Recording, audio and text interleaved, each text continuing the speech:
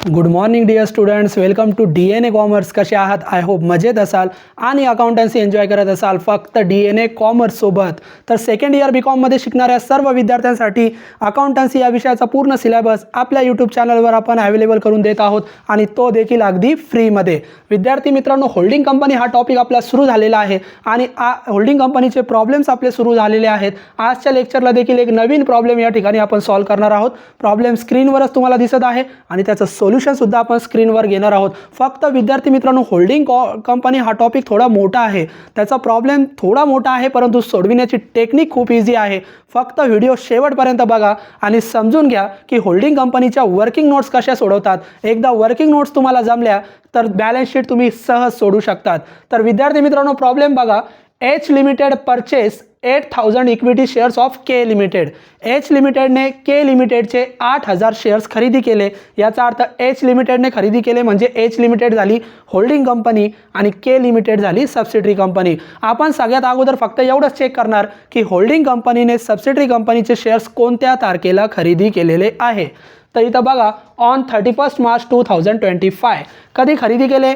31 मार्च 2025ला.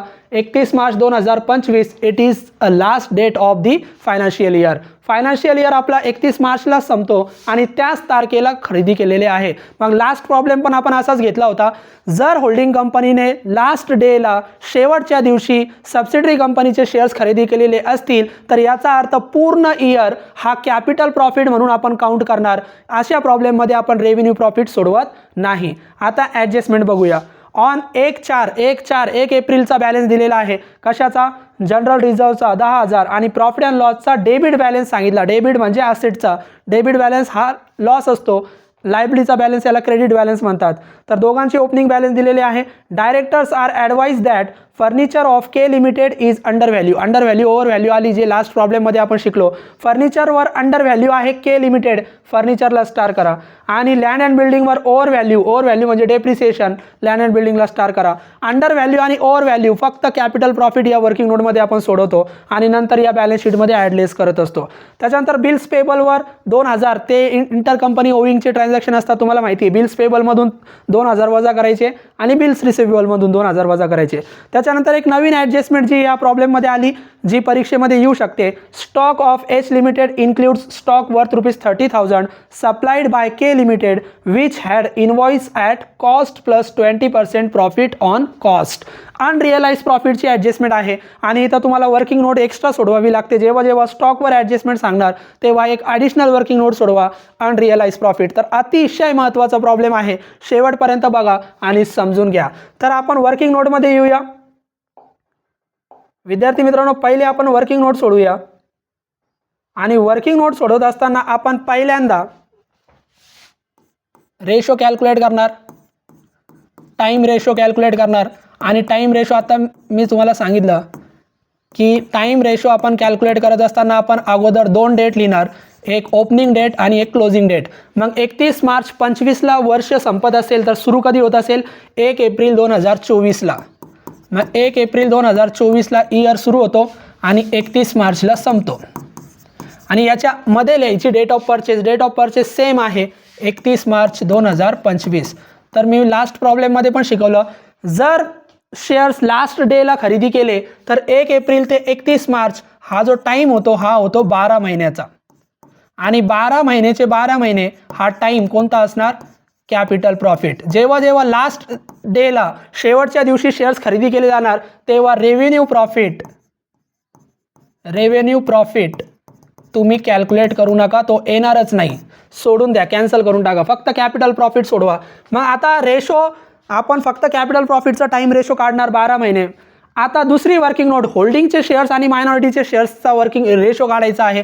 त्याच्यासाठी total shares घ्या, total shares of subsidiary company. मग सबसिडरी कंपनी कोणती आहे? K limited. मग सबसिडरी कंपनीचे टोटल शेअर्स कॅल्क्युलेट करा. सगळ्यात अगोदर कसे कॅल्क्युलेट करायचे मी तुम्हाला शिकवलेले आहे. टोटल शेअर कॅपिटल बघायचं आणि फेस व्हॅल्यूने डिवाइड करायचं. मग टोटल शेअर आहे कॅपिटल 1 लाख आणि प्रत्येक शेअर आहे 10 रुपयाचा. मग 1 लाखला 10 ने भाग द्या, उत्तर येतं 10,000. मग आपल्याला नंबर ऑफ शेअर्स मिळाले 10,000 शेअर्स आहे. मग पुढच्या ओळीवर लिहा 10,000 शेअर्स आणि हे 10,000 शेअर्स दोघांमध्ये डिस्ट्रीब्यूट करा, होल्डिंग आणि मायनॉरिटी. होल्डिंग कोण आहे? H limited. होल्डिंग आहे एच लिमिटेड आणि मायनॉरिटी. मग 10,000 पैकी होल्डिंगने किती शेअर खरेदी केले ते प्रॉब्लेममध्ये दिलं जातं. एच लिमिटेडने किती खरेदी केले? 8,000. मग 10,000 पैकी होल्डिंगने जर 8,000 खरेदी केले तर शिल्लक राहिलेले मायनॉरिटीने खरेदी केले. किती शिल्लक राहिले? 2,000. आता इक्वल 0 कट करा, 3 0 कट 3 0 कट, शिल्लक राहिले 8 आणि 2. मग याला 2ने भाग जात असेल तर लगेच द्यायचं, बे एक बे, बे चोक 8, रेशो आला 4:1. तर या पद्धतीने होल्डिंगचा आणि मायनॉरिटीचा रेशो तुम्हाला कॅल्क्युलेट करताच आला पाहिजे. आणि त्याच्यासाठी टोटल शेअर सबसिडरीचे काढा, त्याच्यानंतर त्याच्यापैकी होल्डिंगचे घ्या आणि मायनॉरिटीचे घ्या आणि रेशो कॅल्क्युलेट करा. आता पहिली वर्किंग नोट आपण कॅल्क्युलेट करणार विद्यार्थी मित्रांनो, कॅपिटल प्रॉफिट. पहिल्या वर्किंग नोटचं नाव आहे कॅपिटल प्रॉफिट, किंवा याचंच उत्तर लॉसमध्ये पण येऊ शकतं, कॅपिटल लॉस. तर कॅपिटल प्रॉफिट ही वर्किंग नोट सोडवताना सगळ्यात पहिलं या वर्किंग नोटमध्ये कॅपिटल प्रॉफिट आणि रेव्हेन्यू प्रॉफिट या वर्किंग नोटमध्ये फक्त बॅलन्सेस रेकॉर्ड केले जातात. Accumulated balances, general reserve, reserve fund, profit and loss एवढेच बॅलन्सेस रेकॉर्ड केले जातात. आता हे बॅलन्सेस दोन प्रकारचे असतात, ओपनिंग बॅलन्स आणि क्लोजिंग बॅलन्स. ओपनिंग बॅलन्स आणि क्लोजिंग बॅलन्स, तर यांचे जर ओपनिंग बॅलन्स दिले तर ओपनिंग बॅलन्स फक्त कॅपिटल प्रॉफिट या वर्किंग नोटमध्ये लिहितात, आणि क्लोजिंग बॅलन्स दिले तर क्लोजिंग बॅलन्स काही वेळेस रेव्हेन्यू प्रॉफिटमध्ये पण येतात, काही वेळेस ओपनिंग कॅपिटल प्रॉफिटमध्ये पण येतात. थोडेसे कॅपिटल प्रॉफिटमध्ये पण येतात, थोडेसे रेव्हेन्यू प्रॉफिटमध्ये पण येतात. ते डिपेंड आहे तुमच्या टाइम पिरियडनुसार. आता टाइम पिरियडनुसार टोटल कॅपिटल प्रॉफिट आहे, रेव्हेन्यू प्रॉफिट नाही, तर याचा अर्थ क्लोजिंग बॅलन्स फक्त कॅपिटल प्रॉफिटमध्येच येणार, रेव्हेन्यू प्रॉफिटमध्ये येणार नाही, पूर्णच्या पूर्ण क्लोजिंग बॅलन्स. मग तुम्ही लिहित असताना विद्यार्थी मित्रांनो सगळ्यात अगोदर ओपनिंग बॅलन्सेस रेकॉर्ड करा. तर बॅलन्स शीटमध्ये जे जनरल रिझर्व्ह आणि प्रॉफिट अँड लॉस असतात ते क्लोजिंग असतात, त्यांची डेट दिलेली नाही, ते क्लोजिंग असतात. आणि इथंच ओपनिंग पण दिले जातात, काही वेळेस नाही दिले तर ॲडजस्टमेंटमध्ये चेक करायचे. आता इथं नाही आहे, फक्त क्लोजिंग आहे, तर ओपनिंग आपण पहिले खात्री करून घ्या की general reserve, profit and loss यांचे ओपनिंग बॅलन्सेस ॲडजस्टमेंटमध्ये दिलेले आहे का. तर इथं बघा पहिलीच adjustment on 1 April general reserve आणि प्रॉफिट अँड लॉस दिलेले आहे. जर ओपनिंग बॅलन्सेस प्रॉब्लेममध्ये दिलेले असतील तर अगोदर ओपनिंग बॅलन्सेस रेकॉर्ड करा फक्त कॅपिटल प्रॉफिटमध्ये. मग पहिले लिहा जनरल रिझर्व्ह ओपनिंग, मग कंसामध्ये लिहा 1/4/2024. हा ओपनिंग आहे. किती दिला? जसा दिला तसा लिहून घ्या, 10,000.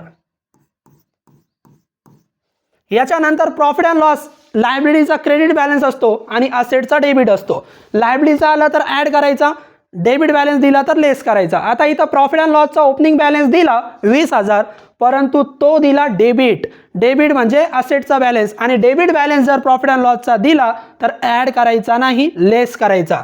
मग लेस प्रॉफिट अँड लॉस कंसामध्ये डेबिट बॅलन्स, आणि हा सुद्धा आपण घेतोय 1/4/2024चा, आणि तो बॅलन्स मायनस करायचा आहे 20,000, कारण तो डेबिट बॅलन्स आहे. जर इथं सांगितलं असतं क्रेडिट बॅलन्स तर तो क्रेडिट म्हणजे लायबिलिटीचा बॅलन्स आपण ॲड केला असता. म्हणजे प्रॉफिट अँड लॉस क्रेडिट लायबिलिटीला असेल तर त्याला क्रेडिट बॅलन्स म्हणतात, ॲड करा. असेटला असेल त्याला डेबिट बॅलन्स म्हणतात. जर डेबिट बॅलन्स दिला तर नेहमी लेस करायचं. झालं, 2 ओपनिंग बॅलन्स दिले, संपलं. याच्यानंतर क्लोजिंग बॅलन्स रेकॉर्ड करा. मग क्लोजिंग बॅलन्स फक्त रिझर्व्ह आणि प्रॉफिट अँड लॉस. मग पहिला क्लोजिंग दिला जनरल रिझर्व्ह. क्लोजिंग बॅलन्स लायबिलिटीचे नेहमी ॲड होतात आणि असेटचा जर असेल तर लेस होतो. मग क्लोजिंग बॅलन्स घ्या जनरल रिझर्व्ह. हा आता क्लोजिंग घेतोय आपण 31/3/2025चा. आता बरेच विद्यार्थी डायरेक्ट जनरल रिझर्व्ह आपण बॅलन्सेस फक्त सबसिडरी कंपनीचे लिहितो. मग जनरल रिझर्व्ह डायरेक्ट लिहितात 30,000 लिहू नका, हेच कन्फ्युजन आहे. मग एक लक्षात घ्या, जर प्रॉब्लेममध्ये जनरल रिझर्व्हचा ओपनिंग आणि जनरल रिझर्व्हचा क्लोजिंग हे दोन्ही बॅलन्सेस असतील आणि हे दोन्ही बॅलन्सेस बॅलन्स शीटमध्ये असतील तर क्लोजिंगमध्ये काहीच बदल करू नका. नियम परत रिपीट करतोय, नोट डाऊन करा. जनरल रिझर्व्हचा ओपनिंग बॅलन्स आणि क्लोजिंग बॅलन्स फक्त बॅलन्स शीटमध्ये दिलेला असेल तर क्लोजिंग जनरल रिझर्व्हमध्ये काही चेंज होणार नाही. जनरल रिझर्व्ह डायरेक्ट लिहून टाका 30,000. परंतु जनरल रिझर्व्हचा क्लोजिंग बॅलन्स शीटमध्ये आणि ओपनिंग ॲडजस्टमेंटमध्ये असं जर असेल तर जनरल रिझर्व्हचा closing balance as it is आपण घेणार नाही. जनरल रिझर्व्हच्या क्लोजिंग बॅलन्समध्ये बदल होईल. का? कारण ओपनिंग दिला ॲडजस्टमेंटमध्ये. तर लक्षात घ्या, जेव्हा जेव्हा जनरल रिझर्वचा ओपनिंग ॲडजस्टमेंटमध्ये देणार, तो ॲडजस्टमेंटमधला ओपनिंग क्लोजिंगमधून लेस करा. मग क्लोजिंग किती आहे जनरल रिझर्व?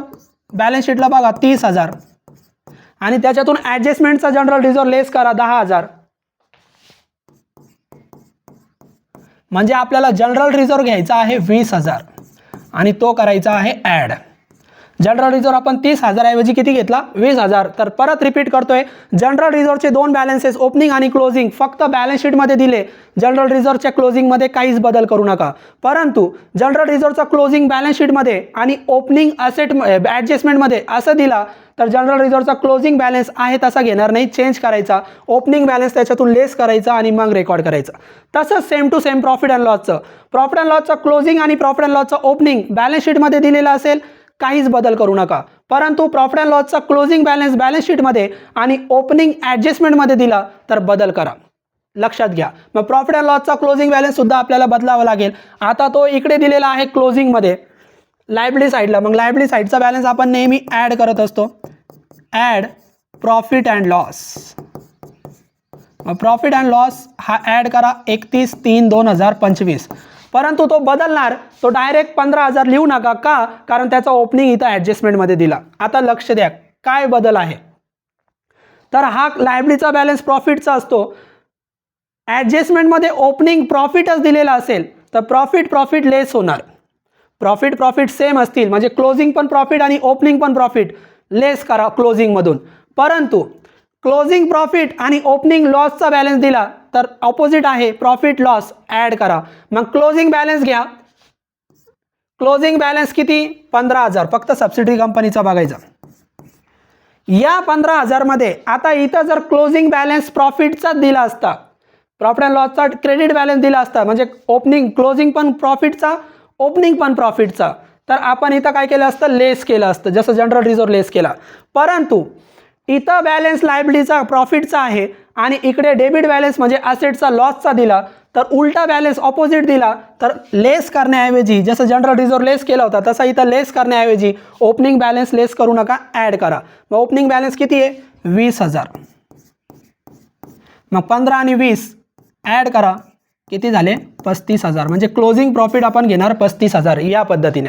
आता समजा दोन्ही प्रॉफिट बॅलन्स शीटमध्ये दिले असते तर प्रॉफिटमध्ये बदलच करू नका. कोणत्या प्रॉफिटमध्ये? क्लोजिंग प्रॉफिटमध्ये.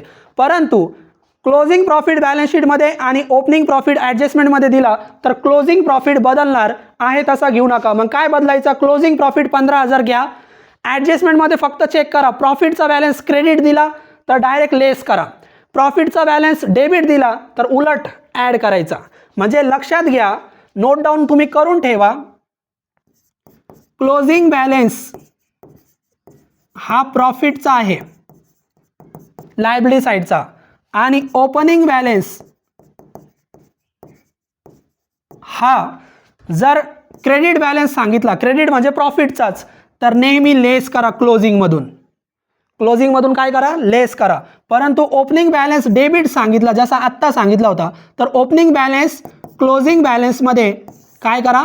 ॲड करा. आणि जर प्रॉफिटचा क्रेडिट बॅलन्स सांगितला तर क्लोजिंगमधून काय करा? लेस करा. एवढंच लक्षात घ्या. क्लोजिंग प्रॉफिट घ्यायचा, त्याच्यातून ओपनिंग बॅलन्स फक्त चेक करायचा. ओपनिंग बॅलन्स क्रेडिट सांगितला तर क्लोजिंगमधून लेस करा. ओपनिंग बॅलन्स जो आत्ता सांगितला होता डेबिट सांगितला तर क्लोजिंगमध्ये ॲड करा. आपण ॲड केला आणि 35,000 लिहिलं. या पद्धतीने नोट डाऊन करून ठेवा. हे कधी? जर ओपनिंग बॅलन्स आणि क्लोजिंग बॅलन्स दोन्ही पण बॅलन्स शीटमध्ये दिलेले नसतील तर, एक बॅलन्स बॅलन्स शीटमध्ये आणि एक ॲडजस्टमेंटमध्ये दिला तरच करायचं फक्त. आता या व्यतिरिक्त याच्यामध्ये अंडर व्हॅल्यू, ओव्हर व्हॅल्यू पण सोडवतात. अंडर व्हॅल्यू म्हणजे वाढणे, ॲप्रिसिएशन. ओव्हर व्हॅल्यू म्हणजे कमी होणे, डेप्रिसिएशन. अंडर व्हॅल्यू अगोदर सोडवा. मग अगोदर आपण यांची बेरीज वजाबाकी करूया. 10,000 20,000 वजा करायचे, ते शेवटी वजा करा. 20 मग कॅल्क्युलेटरवर घ्या. अगोदर पहिले घ्या 10,000, त्याच्यानंतर मग जे प्लसचे ते घ्या. मग घ्या 20,000 ॲड करा. मग घ्या 35,000 ॲड करा आणि हे 20,000 त्याच्यातून लेस करा. शिल्लक राहिले 45,000. आता अंडर व्हॅल्यू, ओव्हर व्हॅल्यू सोडवा. मग अंडर व्हॅल्यू नेहमी ॲड करतात आपण. Add under value of. कशावर अंडर व्हॅल्यू सांगितली? 3 नंबर ॲडजस्टमेंट बघा. फर्निचरवर अंडर व्हॅल्यू 10%, फर्निचर 10%. आता 10% अमाऊंट दिलेली नाही, पर्सेंटेज दिले, मग 10% काढा. 10% ऑन फर्निचरची अमाऊंट घ्यायची आणि फर्निचरची अमाऊंट नेहमीच सबसिडरी कंपनीची घ्यायची. तर सबसिडरी कंपनीचं फर्निचर किती? 35,000. सबसिडरी कंपनीचा घ्यायचा, होल्डिंगचा नाही. मग 35,000 वर 10% किती येतात? 3,500. ते ॲड करायचे आहे. 3,500 ॲड करा. आता ओव्हर व्हॅल्यू पण सांगितले, ओव्हर व्हॅल्यू लेस करा.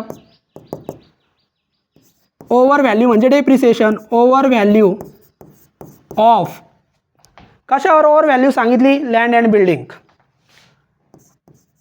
लँड अँड बिल्डिंग 15% सांगितली. ॲडजस्टमेंट बघा. मग 15% वजा करा. मग कंसामध्ये लिहा 15% ऑन. बॅलन्स शीटची व्हॅल्यू फक्त सबसिडरी लँड अँड बिल्डिंग किती? सबसिडरी 60,000. मग 60,000 वर 15% काढा. 6 आणि 3 9. मग किती येतात? 9,000. हे 9,000 वजा करा. मग 45,000 प्लस 3,500 वजा 9,000. फायनल आन्सर आलं 39,500.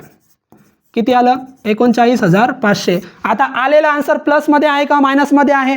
प्लसमध्ये, पॉझिटिव्ह आहे. आन्सर जेव्हा जेव्हा पॉझिटिव्ह येईल तेव्हा त्याला नाव द्या कॅपिटल प्रॉफिट. म्हणजे आपलं आन्सर प्रॉफिटचं आहे, लॉसचं नाही.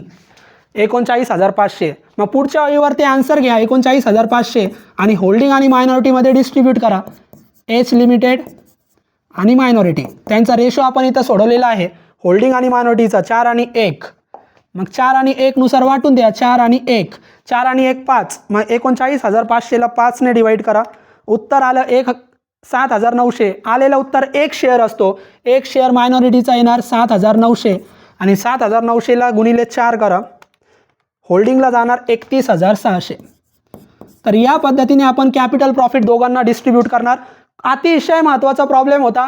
क्लोजिंग बॅलन्स आणि ओपनिंग बॅलन्स वेगवेगळ्या ठिकाणी दिले तर क्लोजिंग बॅलन्समध्ये चेंज होणार, फक्त लक्षात घ्या. ओपनिंग बॅलन्समध्ये नाही. मग क्लोजिंग बॅलन्समध्ये काय चेंज होणार?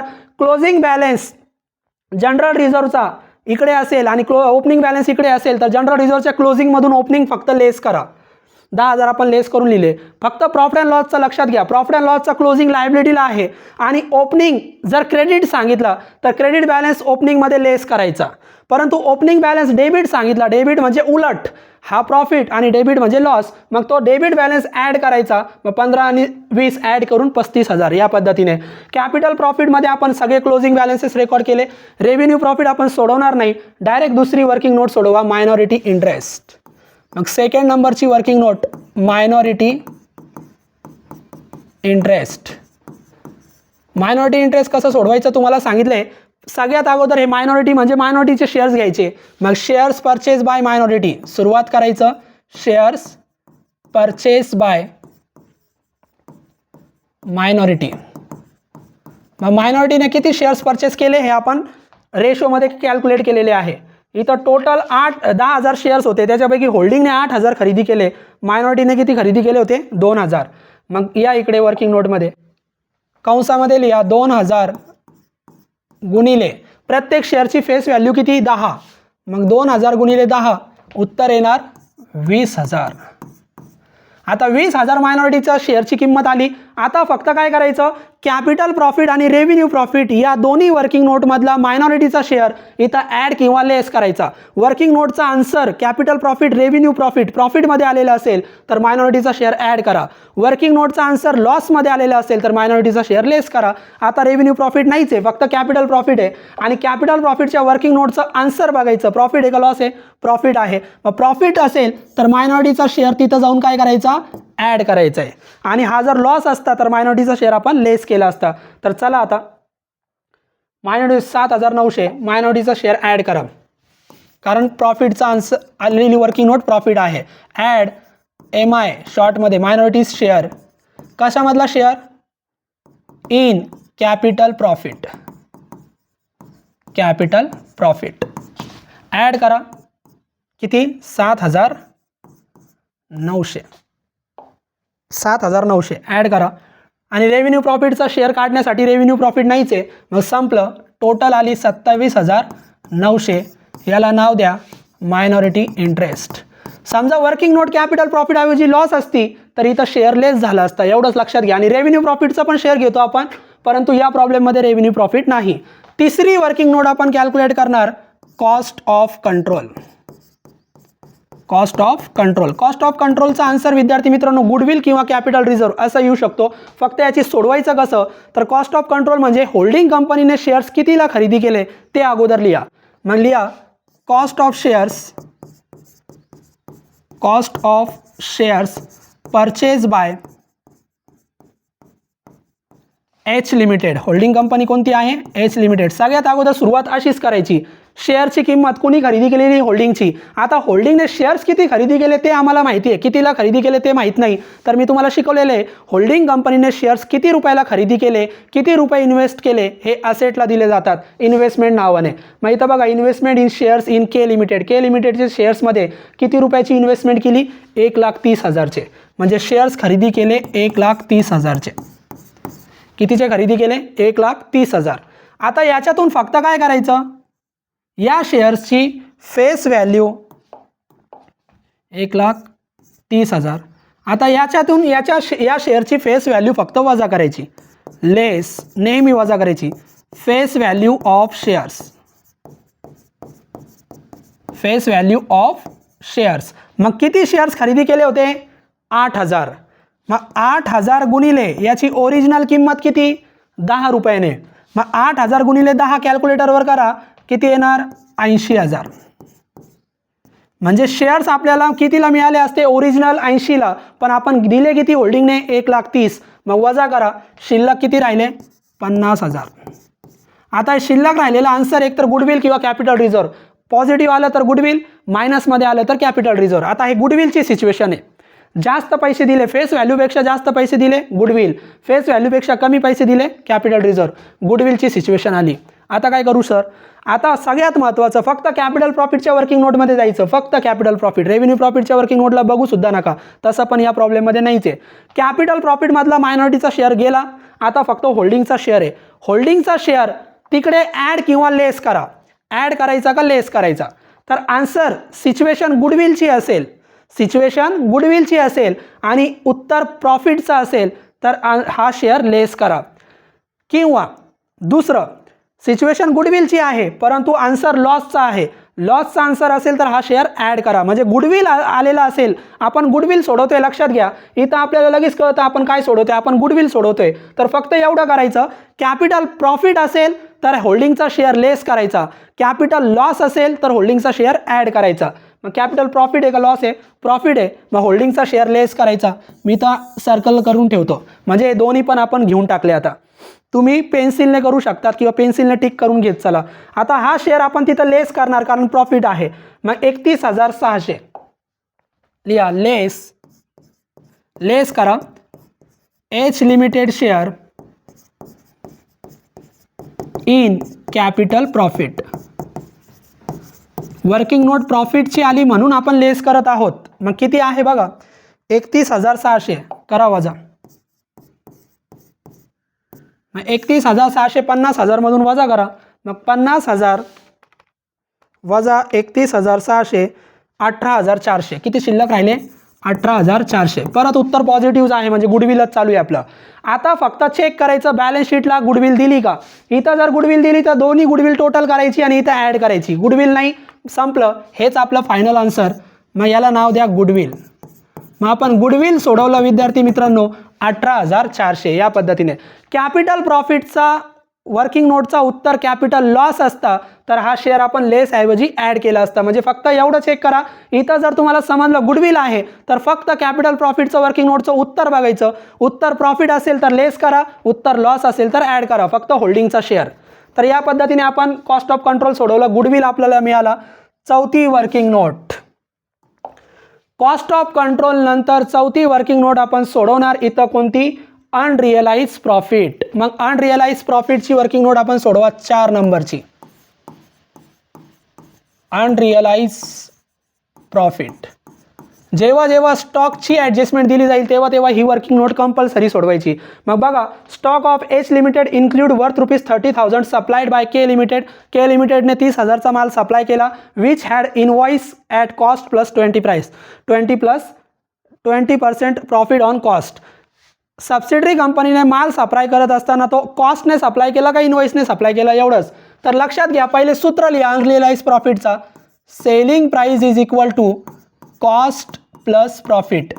वर्किंग नोट सोडवण्यासाठी हा सूत्र लिहायचं आणि फक्त ॲडजस्टमेंटमध्ये बघायचं माल सप्लाय कसा झाला, ऑन कॉस्ट का ऑन इनवॉइस. ऑन कॉस्ट सांगितलं तर कॉस्टला 100 माना, इनवॉइस सांगितलं तर सेलिंग प्राईसला 100 माना. म्हणजे आपल्याला सेलिंग प्राईस किंवा कॉस्ट प्राईस दोघांपैकी कुणाला तरी एकाला 100 मानायचं आहे. मग ते इथं तुम्हाला क्लिअर होईल बघा.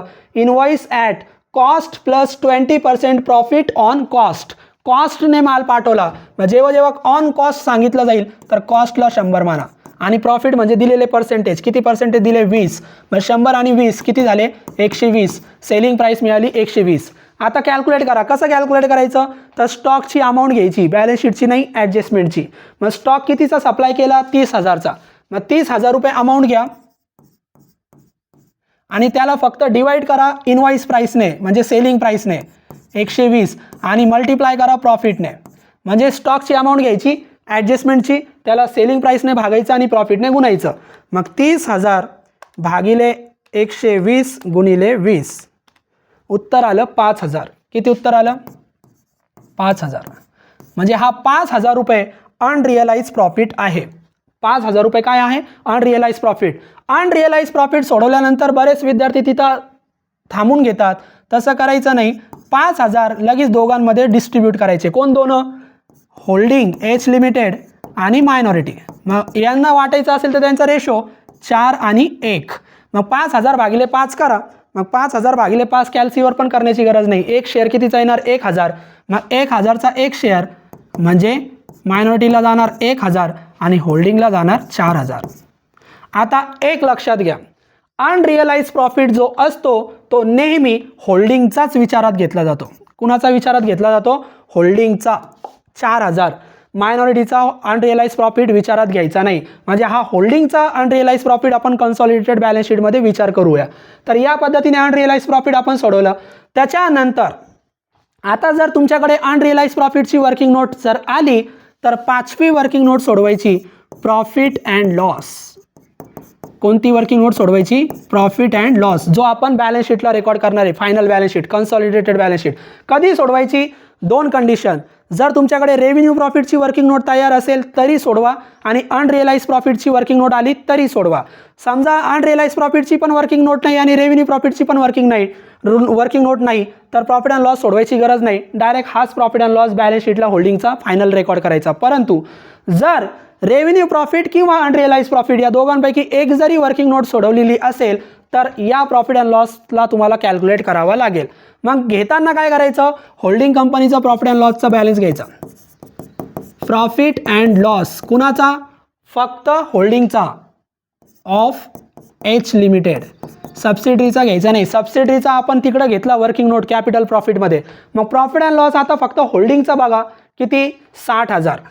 मग होल्डिंगचा प्रॉफिट घ्या 60,000 आणि त्याच्यातून रेव्हेन्यू प्रॉफिटची वर्किंग नोट असेल तर रेव्हेन्यू प्रॉफिटमध्ये होल्डिंगचा शेअर असतो, तो होल्डिंगचा शेअर इथं ॲड करायचा असतो, तो नाही आहे रेव्हेन्यू प्रॉफिट.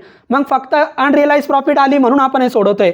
तर अनरिअलाइज प्रॉफिटमध्ये फक्त होल्डिंगचा शेअर घ्यायचा, मायनॉरिटीचा घ्यायचा नाही. मग होल्डिंगचा शेअर किती? 4,000 आणि अनरिअलाइज प्रॉफिट नेहमी लेस करतात, लक्षात घ्या. मग लेस अनरिअलाइज प्रॉफिट फक्त कंसामध्ये लिहा एच लिमिटेड.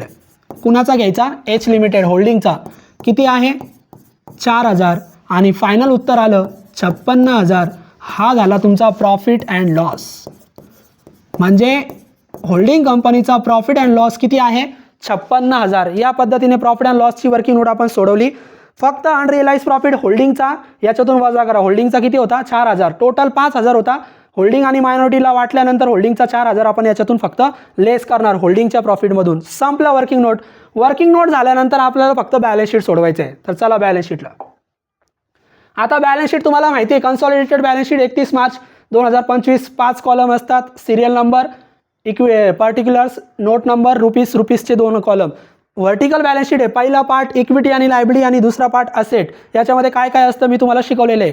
इक्विटी आणि लायबिलिटीमध्ये 4 पॉईंट असतात. पहिला शेअर होल्डरचा फंड, शेअर होल्डरच्या फंडमध्ये परत 2 पॉईंट असतात, शेअर कॅपिटल आणि reserve and surplus. Share capital लिहायचं 2-3 लाईन सोडायच्या, रिझर्व्ह अँड सरप्लस लिहायचं 2-3 लाईन सोडायचं. त्याच्यानंतर दुसरा पॉईंट असतो मायनॉरिटी इंटरेस्ट, जागा सोडायची गरज नाही. तिसरा पॉईंट असतो नॉन करंट लायबिलिटी, शक्यतो दिल्या जात नाही परंतु एखादी लाईन सोडत चला. चौथा पॉईंट असतो करंट लायबिलिटी, याला जास्त जागा सोडायची कारण याच्यावर इंटर कंपनीचे ॲडजस्टमेंट असतात, मग याला 8-10 लाईन सोडायच्या. त्याच्यानंतर टोटल दुसरा पार्ट सुरू करायचा असेट. असेटमध्ये 2च पार्ट करायचे, non current asset, current asset. Non current असेटमध्ये 2 असेट घ्यायच्या, टँजिबल आणि इनटँजिबल. टँजिबलमध्ये अंडर व्हॅल्यू ओव्हर व्हॅल्यू असतं म्हणून टँजिबलला 7-8 लाईन सोडायच्या, इनटँजिबलला 1-2 लाईन घ्या आणि दुसरा पार्ट करंट असेट, करंट असेटला पण 8-10 लाईन सोडा आणि टोटल. या पद्धतीने बॅलन्स शीट आहे. आता कसं सोडवायचं, जुना बॅलन्स शीटवरून नवीन बॅलन्स शीट तयार करायचं. फक्त अगोदर लायबिलिटी साईड बघायची आणि हा लायबिलिटी साईड जशी दिली तशी इकडे सोडवायची. मग पहिलं काय दिलं, शेअर कॅपिटल. तर शेअर कॅपिटल हे फक्त शेअर कॅपिटलमध्येच रेकॉर्ड करायचं. Equity shares of ₹10 each. मग लिहा इक्विटी शेअर्स ऑफ ₹10 ईच. आणि मी तुम्हाला पहिल्या पण प्रॉब्लेममध्ये शिकवलं, आता परत सांगतोय. शेअर होल्डरचे फंड जुन्या बॅलन्स शीटमधले, त्याच्यामध्ये शेअर कॅपिटल येतं, त्याच्यामध्ये रिझर्व्ह सरप्लस येतात आणि प्रॉफिटचे बॅलन्सेस येतात. हे 3 item, share capital, reserve surplus, general reserve वगैरे आणि प्रॉफिट अँड लॉस, हे 3 आयटम जेव्हा तुम्ही कन्सॉलिडेटेड बॅलन्स शीटला लिहितात तेव्हा फक्त होल्डिंग कंपनीचेच लिहायचे, सबसिडरीचे लिहायचे नाही, कारण सबसिडरीचे आपण वर्किंग नोटमध्ये ट्रान्सफर केले. मग फक्त होल्डिंगचे लिहा. शेअर कॅपिटल फक्त होल्डिंगचा किती, 4 लाख. मग direct outer कॉलमला होल्डिंगचा share capital 4 lakh. त्याच्यानंतर जनरल रिझर्व्ह सगळे रिझर्व्ह अँड सरप्लसमध्ये लिहायचे. जनरल रिझर्व्ह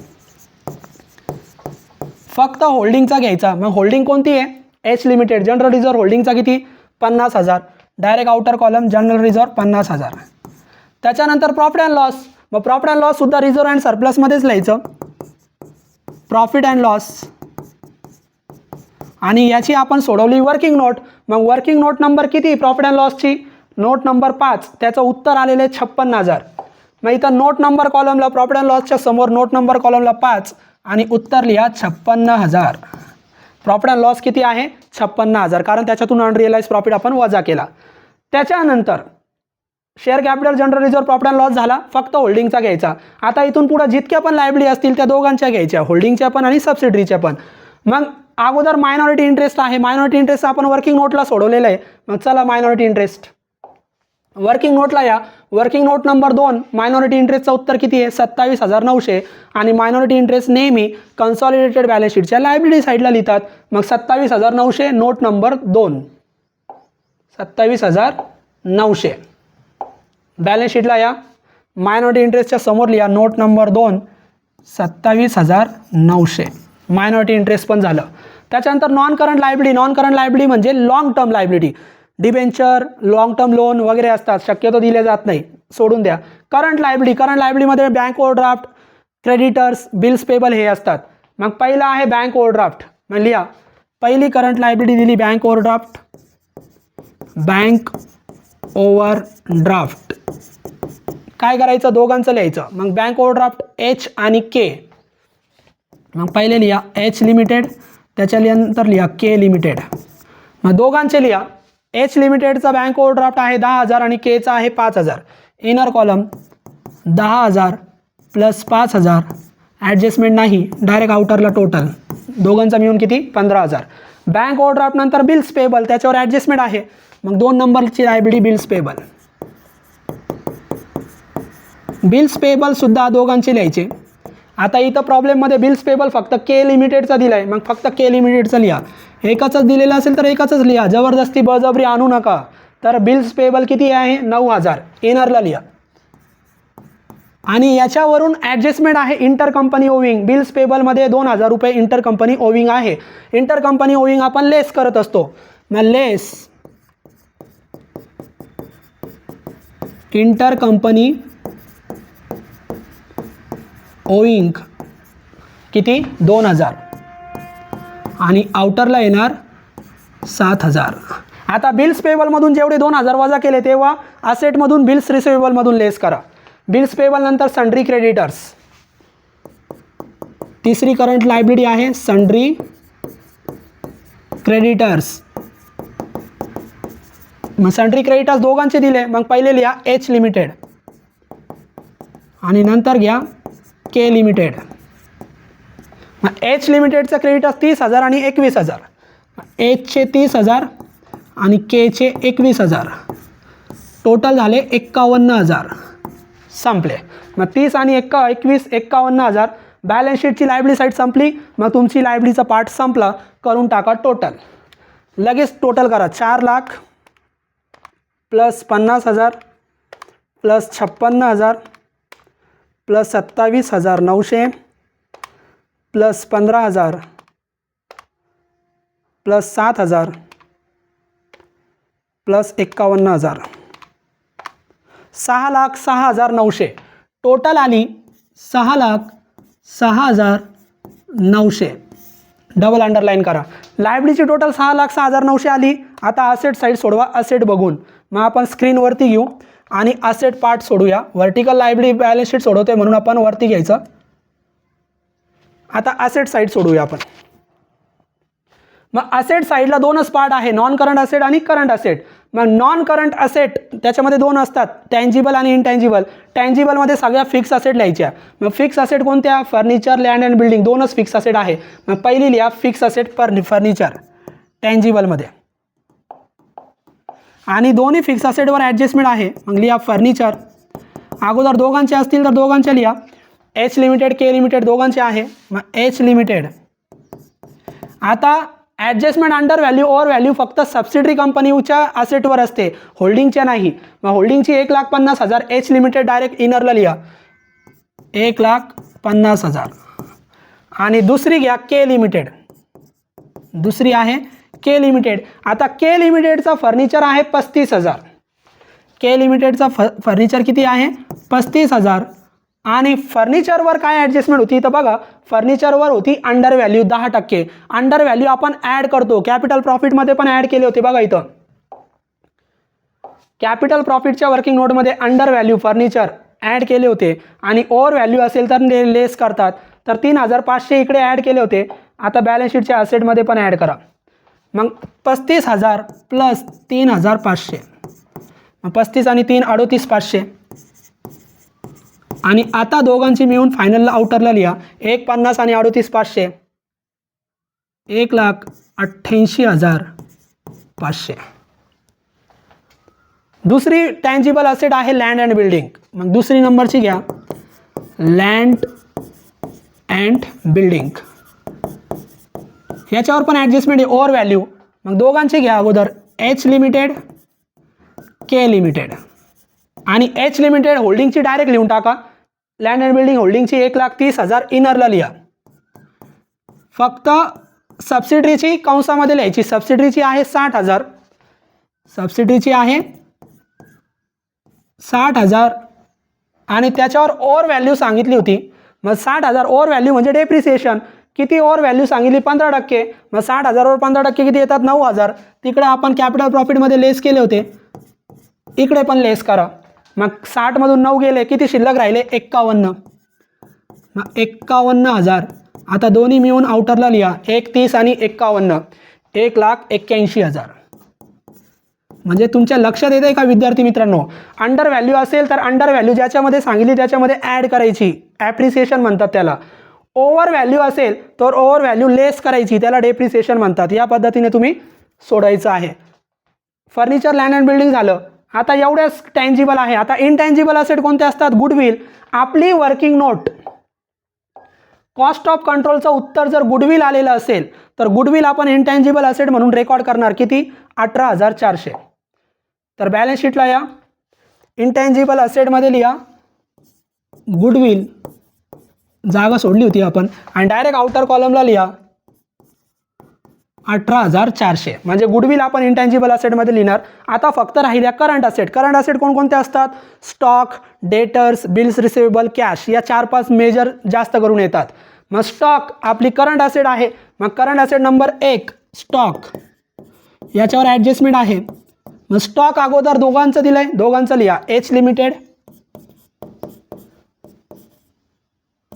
आणि के लिमिटेड. मग एच लिमिटेडचा स्टॉक किती 50,000 आणि के लिमिटेडचा किती 40,000.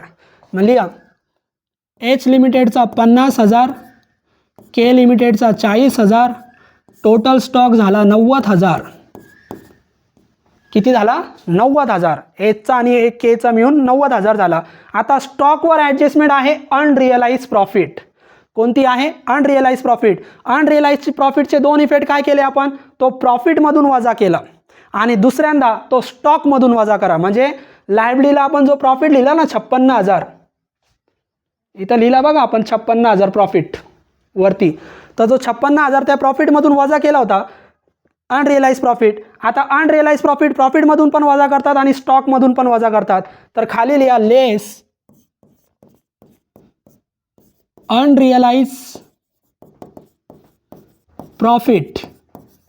आणि अनरिअलाइज प्रॉफिटची वर्किंग नोट किती आहे, वर्किंग नोट नंबर 4 आणि उत्तर पण आहे 4. वर्किंग नोट नंबर लिहा 4 आणि फक्त होल्डिंगचं लिहायचं वजा 4,000. मग 90मधून 4 गेले किती राहिले 86,000. तर या पद्धतीने अनरिअलाइज प्रॉफिट सोडवणार. अनरिअलाइज प्रॉफिटमधून पण लेस करा आणि असेट साईडला स्टॉकमधून लेस करा. फक्त होल्डिंगचा अनरिअलाइज प्रॉफिट फक्त कुणाचा वजा करायचा, होल्डिंगचा. अनरिअलाइज प्रॉफिट पण झालं. आता आपण पुढच्या असेट सोडूया.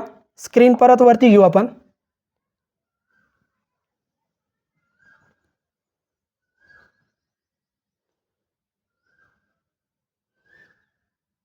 आता लक्ष द्या, स्टॉक झाली आपली. दुसरी करंट असेट बॅलन्स शीटला बघा. स्टॉक नंतर आहे डेटर्स.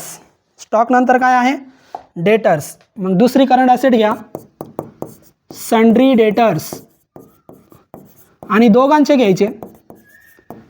एच लिमिटेड आणि के लिमिटेड दोघांचे दिलेले आहे. मग लिहा एच लिमिटेड आणि के लिमिटेड. मग एचचं किती तिथं बघा 33 आणि एक केचं 15.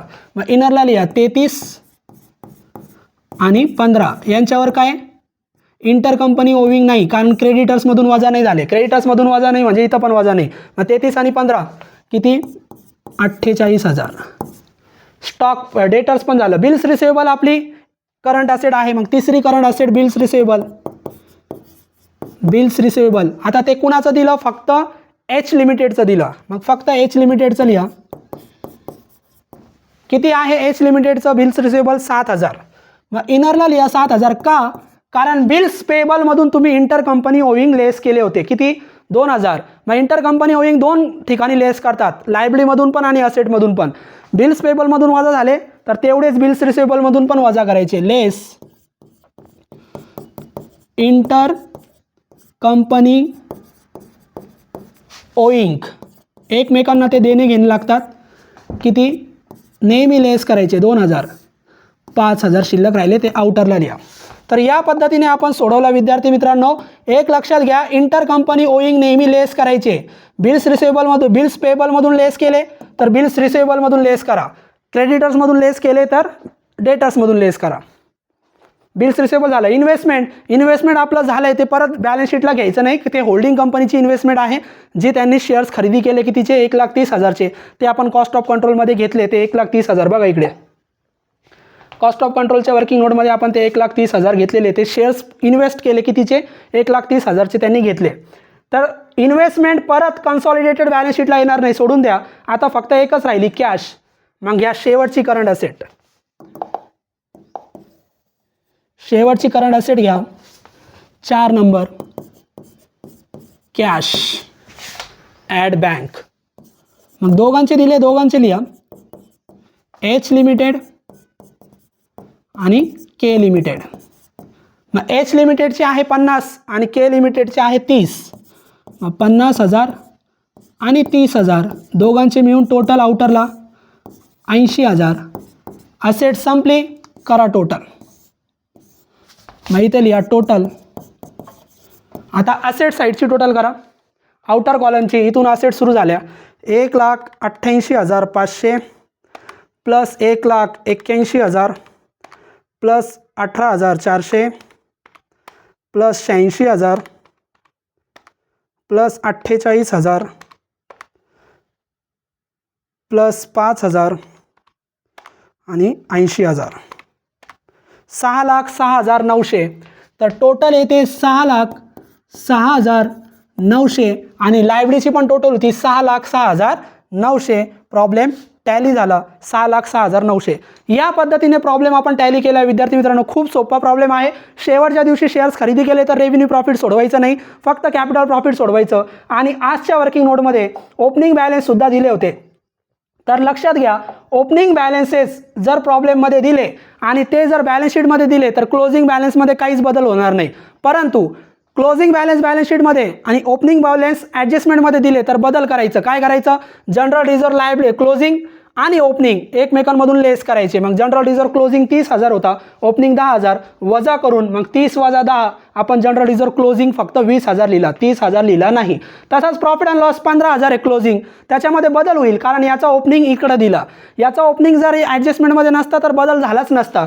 आता 15,000मध्ये काय बदल होणार? तर फक्त बघायचं ओपनिंग प्रॉफिट असेल तर लेस करायचं, ओपनिंग बॅलन्स लॉस असेल तर ॲड करायचं. मग ओपनिंग बॅलन्स लॉसचा होता म्हणून ॲड केला. मग 15 आणि 20 मग इथं 15 आणि 20 टोटल लिहिले 35 आणि त्याच्यानंतर अंडर व्हॅल्यू ओव्हर व्हॅल्यू. या पद्धतीने तुम्ही ते प्रॉब्लेम सोडू शकतात. पूर्ण व्हिडिओ बघत चला म्हणजे तुम्हाला होल्डिंग कंपनीमध्ये प्रॉब्लेम येणार नाही. आपण भरपूर प्रॅक्टिस करणार आहोत. तुम्ही फक्त होल्डिंग कंपनीची लेक्चर सिरीजला फॉलो करा आणि होल्डिंग कंपनी इझिली सॉल्व करा. आज इथं आपण प्रॉब्लेम सोडवलेला आहे. व्हिडिओ जर आवडलेला असेल तर लाईक करा आणि जास्तीत जास्त शेअर करा. इथं आपण थांबूया. पुढच्या लेक्चरला परत नवीन प्रॉब्लेमची प्रॅक्टिस करूया. थँक्यू.